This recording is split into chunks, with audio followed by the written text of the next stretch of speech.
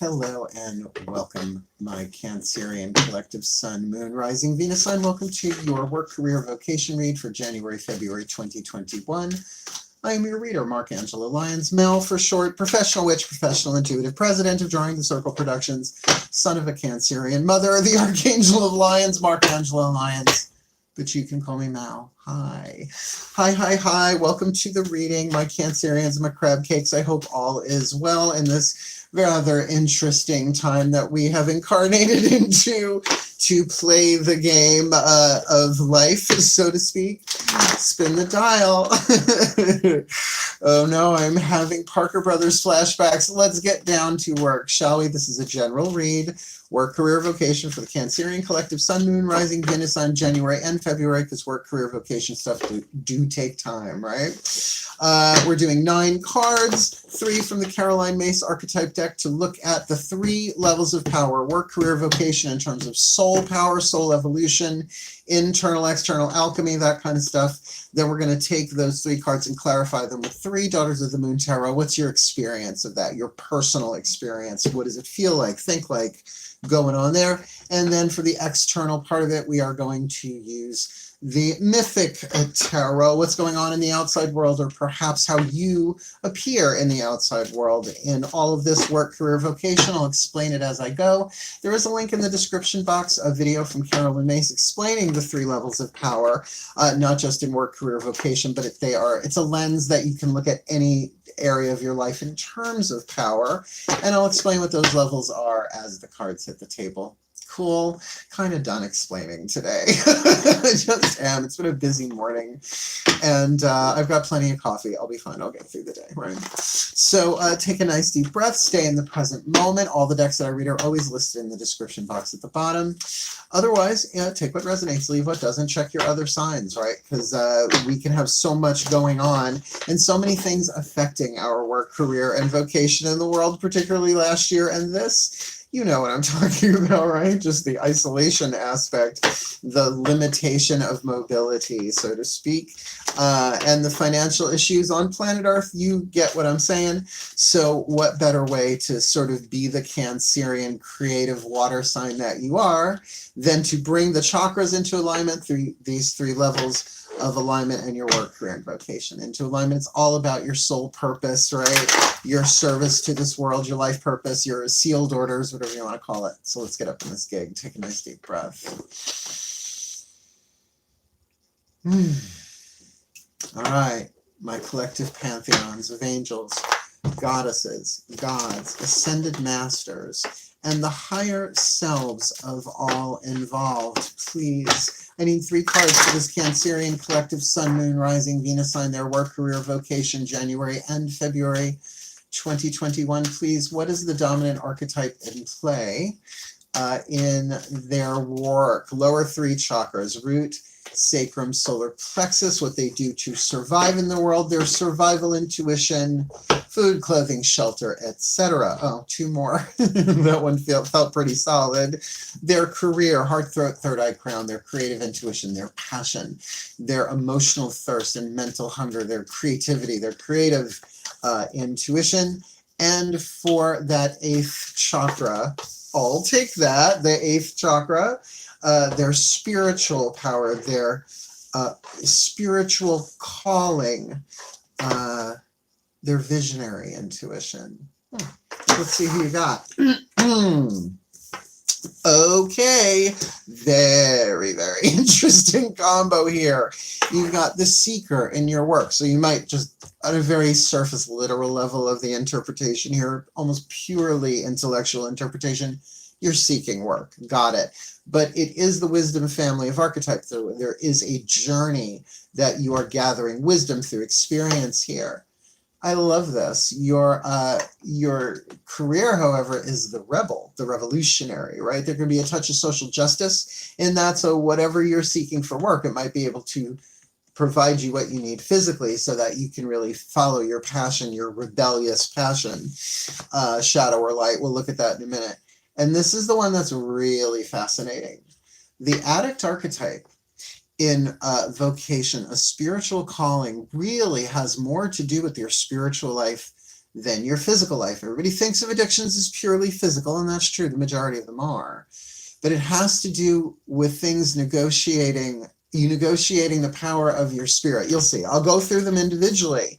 So, because is it possible to have a spiritual addiction? Well, I will say spiritual bypassing of uncomfortable emotions and painful emotions seems to be running rampant since the rise of let's say the second or third coming of the law of attraction. It's been taught different ways throughout the centuries, but I've watched people use it to repress a lot of feelings they don't want to feel. No, got to feel positive, otherwise I'm not going to get everything on my vision board. It doesn't work like that.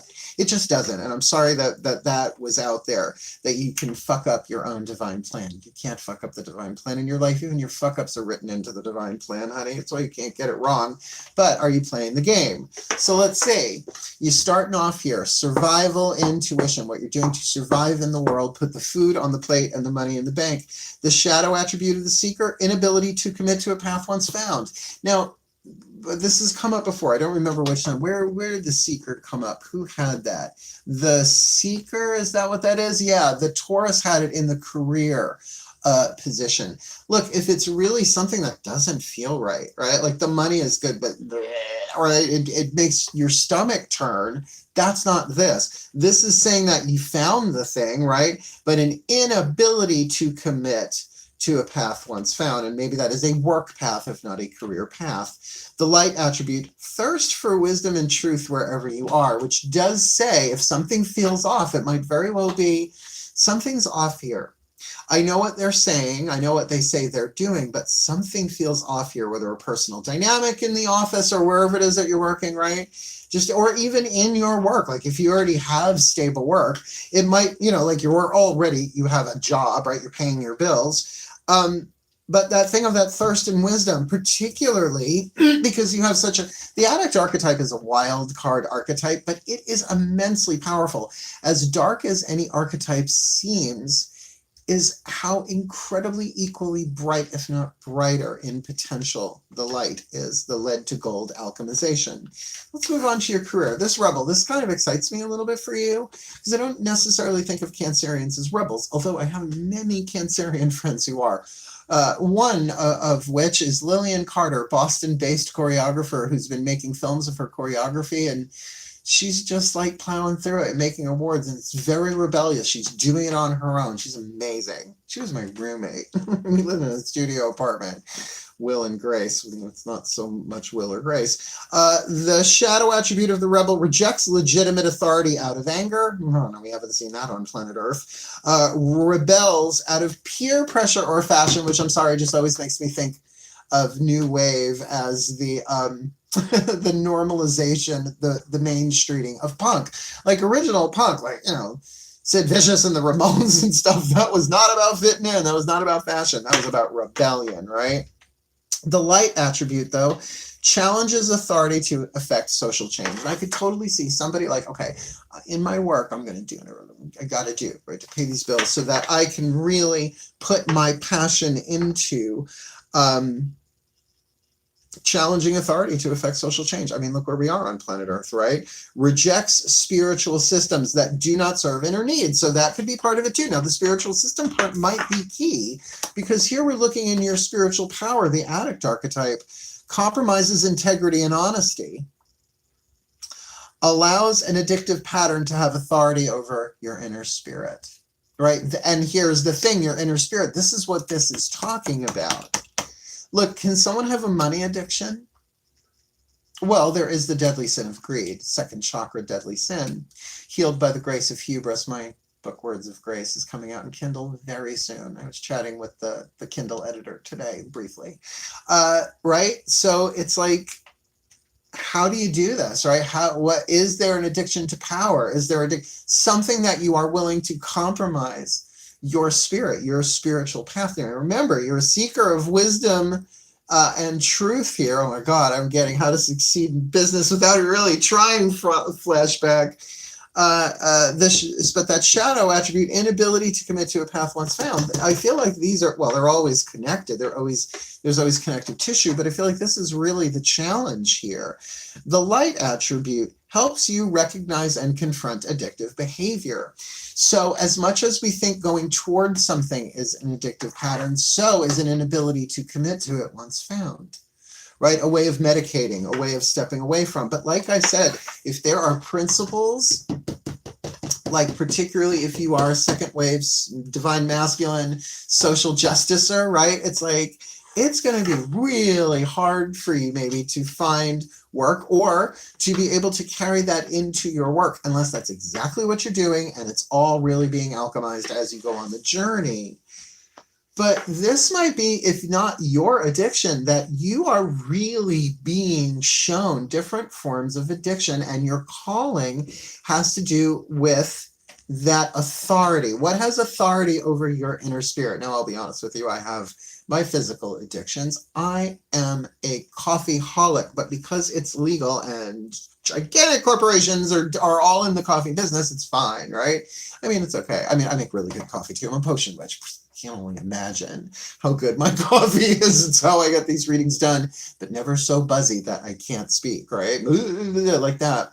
And of course, we all have addictions. Everybody does. Everybody has their addictions. There are ways that they medicate themselves. But to really go up into that 8th chakra and see it, this might not be just your own. There might be codependent patterns going on in your life that are in some way, oh, some of you know exactly what I'm talking about, that there might be some codependent addictive patterns in your life with other people who might, in other words, they might have the addiction. And because you're trying to be a good spiritual being, you're a spiritual being no matter what, leave the good and bad up to the divine plan, please. Aziraphale, Crawley, Crowley. Is there a compromising of integrity or honesty here? That's key. All right, let's keep going. We're going to clarify that. Daughters of the Moon, what's your experience of this? Right, more the mental emotional stuff, the stuff that you as a Cancerian may not share with other people. You might be harboring this stuff inside of you. So let's take a nice deep breath. Okay, it's jiggling the table, but it's not jiggling the camera, so I'm okay with that. Breathe. Production value. Oh, please, my goddesses. Water, I love you so much. In the sign of Cancer.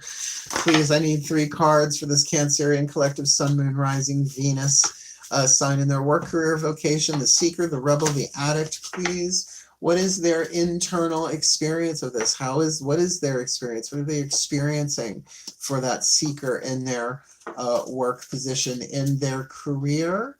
What's going on for them there? That is 2. You guys have been giving me a lot of 2 cards at once in this deck, and this deck doesn't usually do that. So I'm feeling like a lot of people are at crossroads right now, because it's not the first reading this happened. This even happened in the soulmate reads. That deck does it a lot. This one rarely does. So please, the perfect card in clarity for the Cancerian in their career with that rebel archetype. Remember, that one was tricky to get, so this might be a tricky. I'll try and remember that. And please, for that addict archetype and their vocation, please clarify 1 card. See, that one popped right out. All right. Everything is symbolic when you're a tarot reader. It's always time for a cocktail. Let's look. Pretty good. Pretty good. Nothing horrific here. Look. Ace of Blades, the Sibyl, the Oracle of Delphi, the Ace of Swords. New info is coming in, or at least that's your experience of cutting through it, right? Getting very, very clear mentally, single-pointed focus, but it also means new ideas and inspirations are coming down, so they're not necessarily coming from the outside necessarily. That would be in the Mythic Tarot. We'll see when we get there, but it might be, ooh, what a good seed idea, what a good seed idea. Maybe a piece of truth, the seeker of wisdom and truth. God, am I going to have that song stuck in my head? The Brotherhood of Man. Big Brotherhood of Man. I mean, it's appropriate for work, career, vocation. If I can't take my coffee break, something within me dies. Yeah, I'm musical theater trained. Lucky me. This is a better career move. At this point, I can work. Right? So the rebel is clarified by the 3 of Pentacles. My darling, you have everything that you need. maybe not all that you want, but everything that you need. I love this card. The clay woman, she takes the dirt beneath her feet, the opportunities around her, right? Whatever it is that surrounds her. We're always given everything we need in every moment with every breath, but just for that moment, right? More or less. So really look around you and inside of you of the components that are in place that maybe have not been combined yet. Like, for instance, loaf of bread, container of milk, stick of butter, right? Like, you have ingredients, you just need to kind of put them together. And I do feel like, because this is your experience of this, that you're willing to put your, I hate nose to the grindstone. That's a horrible image. Ow, ow, too much exfoliation on the nose, right? But really getting into it, getting your fingers in the clay, or getting your hands in the clay, molding and shaping. So look, I feel like your work and your career can be totally separate from each other in terms of expression. You can totally have a day life and a night life in that sense. Nightlife. I love the nightlife. I love to boogie on the disco. Yeah. Now here's the thing with this addict archetype. You got the strength card, which really says to me that you have the courage to overcome whatever this is anyway. But I think it might then really have to do in the light side about the emotional fortitude to deal with not just your own addictions and plow through them, but to serve others as a vocation. This might be something you do only in your personal life or with friends, but somehow really fuels, right, the rebel archetype with this. It's like you have all of the wisdom that you need and a new idea. Like, it wouldn't surprise me if you wrote a book, right, or something like that, or that you took your own personal experiences with addicts, your addictions, right, and others. But have the strength. I mean, you have the emotional fortitude here. All right, let's put down they're saying put down the next three cards. It'll make more sense, because it always does. I mean, that's not like a sneak preview. That's just how it works. Take a nice deep breath. My gods of water and the sign of Cancer, please, I need three cards for this Cancerian collective Sun, Moon, Rising, Venus sign in clarity in their work, career, vocation, January and February 2020. Please clarify what's going on the outside, either in the physical world or how they're appearing in this with that seeker with the Sybil, the Ace of Blades. Hold your water. Hold your water, Sybil. For the rebel archetype in their career with the Three of Pentacles, please clarify that. And let's just get to this one, that addict archetype in their vocation, their calling, that 8th chakra stuff. They can really get up into the satellite of the 8th chakra and look down. They might become aware of all sorts of addictive behavior, maybe not all their own. In fact, I'm almost positive not all their own, with that card of strength, right? That is emotional fortitude, right? So if you have enough emotional fortitude, you're more likely to deal with and feel the emotions in the situation without having to medicate or numb them, right, in some way, shape, or form. So please, I just heard that, I will say that. That's in clarity, like, playing video games. It may not seem like an addiction to people, but if you're using it to escape anything that you do, it's called a false idol. Course in Miracles calls it a false idol. Anything that you put before the divine and salvation. That's why people throw the book across the room all the time. You should like really fortify that spine. All right, let's look. What's going on the outside here? Oh no, there goes Tokyo. Go, go, Godzilla. You've got the Seeker, all right, with this lovely info coming in, and I really do get this is really coming in that way, more like a visionary, an idea, an inspiration, but crossed with the Queen of Cups, the Scorpio card, Helen of Troy, that things are not as they appear to be. Now, this might very well be with a person in your work.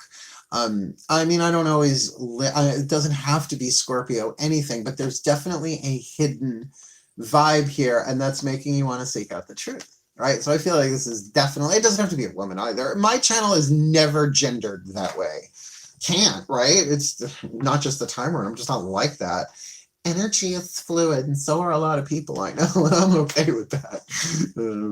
Pretty slidey up and down that scale myself day to day, depending on what I feel like wearing. So, that there is a mystery here. There is something hidden, but this does feel like an actual person. who might very well be beautiful, but there might be a little, a little addiction, something going on behind the scenes there that you are picking up. That doesn't mean you don't have a soul contract with this person to either help them heal or learn how to heal yourself as a result of what they're doing. Soulmate, twin flame, let's keep going. Here we've got the Seven of Swords. Now I'm going to say, usually this is, ooh, sneaky, liar, deceptor, deceiver, lies, illusions, deceptions, delusions. But with the Rebel and that delicious feeling of getting your fingers in the hands, you've just gone covert. You're not telling anybody about this. Not so much the Hermit card, but it's for self-preservation. Look, there's a wonderful series of books called The Collective Wisdom of Florence Scovel Shinn. You can find it recorded on audio for free on YouTube, I'm sure. And it's one of the first, it's 4 books of hers. I think it's in the first one where essentially she says, don't hand your bubble to bubble poppers, right? If there's something really that you are creating within yourself, an idea, something that lights you up, sometimes it's necessary to go covert and play your cards close to your chest. And with that Rebel, why not? Why not go a little covert? If the thing that you're doing really would be triggering to people around you in a way that would be disruptive to your creative process. Now, how that's connected to this, I don't know. I don't know how that's directly connected to your work world. That would certainly be a thing in there. And I do feel like if you are seeking for work, then there really is Scorpio is money, sex, and power. 8th house energy, other people's resources, give an exchange of power.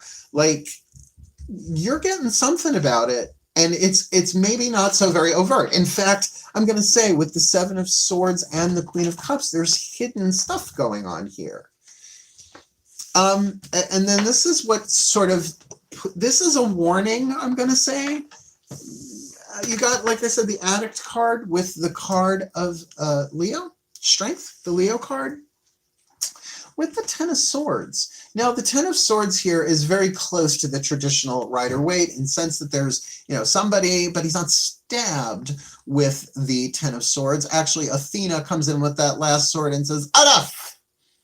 This is done. This is done. This is done. Mentally, right? Mentally. This may not be happening in the physical form, but I have a feeling that in the outside world, a conclusion, a resolution, the resolution of the minor arcana of air, swords, resolve, right? What does it mean to resolve something mentally, right? It's like you figure it out, but what does it mean to have resolve, right? It's a form of strength, a form of fortitude. So you're feeding this major arcana fire with 10 of flames. Look, if you are employed for or with or employing someone where there is a hidden addiction in place, I feel like that but it's not that you're there to destroy them because of it, right? It's definitely soul contract oriented, teaching you how to be strong and have your resolve, but yet to be compassionate, right? Helps you recognize and confront addictive behavior. Confronting it is different than trying to heal it in someone. And I do feel like you are dealing with somebody this way, and it's maybe even giving you a little bit of that eagle eye view, that satellite, GPS of where are your addictive patterns here. This came out of my mouth talking to a friend last week. I said, whenever you hear the words, but I don't want to hurt their feelings, it's a codependent tie, right? Because you have to find a way of speaking your truth compassionately, right? Otherwise, another web in the lie, right? Another thread in the web of the lie, the illusions, deceptions, and delusions. And honestly, how do you know an addict is lying? Their lips are moving, sometimes with lawyers too. And an addict lawyer, a lawyer addict, you really have no clue. You need a pendulum, muscle test everything they say. But I love the resolution part of this though. So putting this together, I'll put this together in the blessing for you. Take a nice deep breath. Yeah, my collective pantheons of the divine. May this Cancerian collective, sun, moon, rising, Venus signs be blessed with all that they need in their work, career, and vocation, that in their vocation they may get the clarity, the resolution, the resolve, the larger picture, the completed cycle of thought here to confront the addictive behavior without allowing an addictive pattern to have authority over their spirit, because they have the strength to do it. May they find that spiritual strength within them while they rebel, getting their fingers into the clay, that Three of Pentacles clay woman clay of their own creativity, with the Seven of Swords, keeping it a bit preserved, reserved, and perhaps even sneakily hidden while they build their career, so that in their work, whatever this mysterious hidden situation is here, with this clarity of insight that they are getting from the Ten of Swords in the 8th chakra, coming down into as the Ace of Swords, insight and inspiration, allowing them to really step into their soul power, their wisdom family archetype power of seeking thirst and wisdom for truth wherever they are, for their well-being, for the well-being of anyone involved in this, even tangentially, and for the well-being of all. So motivating. And so it is. Tricky. You probably can't comment on what this is, but if you feel like it, please do. And if you like the video, just hit like. That's all I ask. Look, if you liked it, like it. You want more, subscribe. And if you comment, I do read the comments. And I always say, if you get a thumbs up and a heart at the same time, that's me. Yeah. Otherwise, wishing you all the very best and the very blessed in your work, career, vocation. No lie. This is tricky. I get it. So reach out, get the help that you need, or give the help that is needed for the well-being of all. Thank you so much for watching. Farewell and blessed be.